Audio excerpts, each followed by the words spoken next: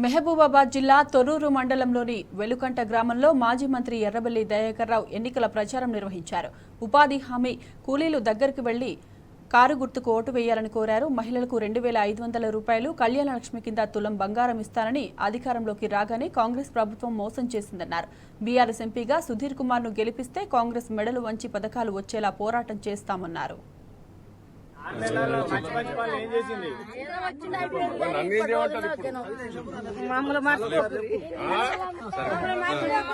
ఒక్కటే మీకు ఒక్క అమ్మా నాకు బలం ఎప్పుడు వస్తుందంటే అమ్మా ఎంపీ ఎలక్షన్లు వచ్చినాయి.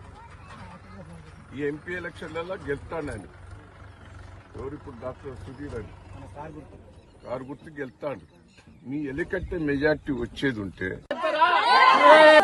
ఎప్పుడైనా అది కొన్నాళ్ళని చూద్దామని అందరు దునికిరు.